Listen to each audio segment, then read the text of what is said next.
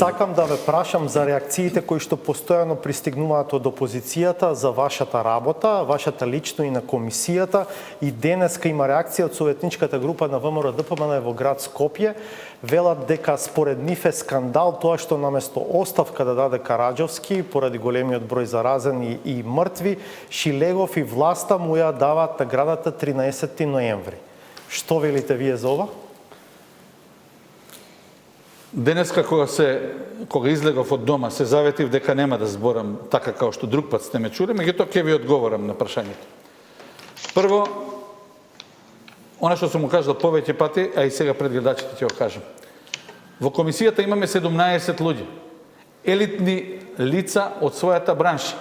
Имаме 4 епидемиолози, имаме 3 инфектолози, имаме 3 од Министерство за здравство, имаме интернисти, имаме хирурзи, имаме директори на установи кои што се еминентни во државата. Значи, директор на инфективна клиника, директор на детска клиника, директор на Козле болницата, директор на Институт за јавно здравје.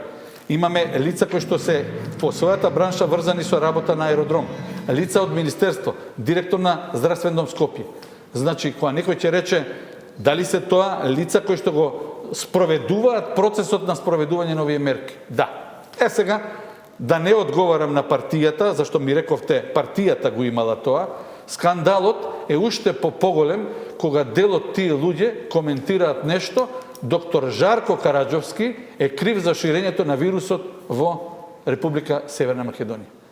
Кој е крив во Америка? Трамп. Кој е крив во Германија? Меркел. Кој е крив во Франција? Макрон. Кој е крив во Италија? Конте.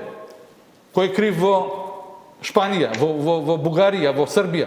Па што требаме сега да направиме сите комисии да ги смениме? Па зошто тие не ги сменат своите комисии? Во Македонија има голем број на заболени. Па зошто има?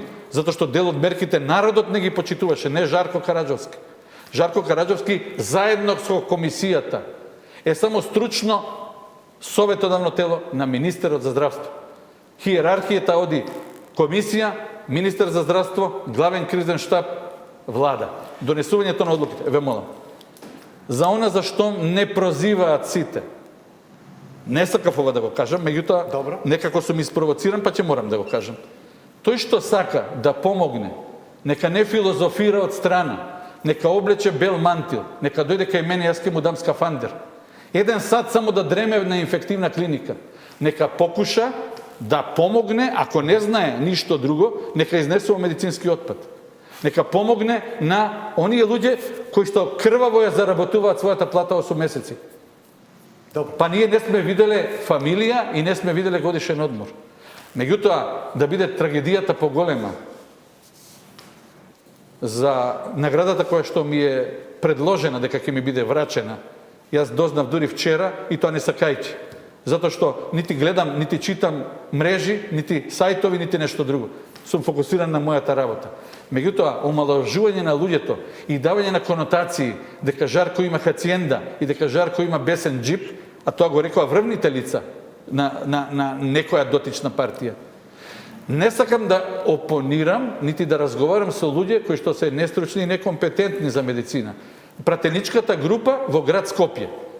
Па нека дојде пратеничка група на комисија, нека ни каже што тие предлагаат. Значи, немојте да зборуваме само да, јас ќе ве сменам вас. Па сменете ме, бе луѓе, ќе ми направите добро дело. Ама, не овој пат што досега сум го изодел ја и колегите, па некој друг да клекне од згора. Испечете се прво 8 месеци, па тогаш можете да дојдете да филозофирате.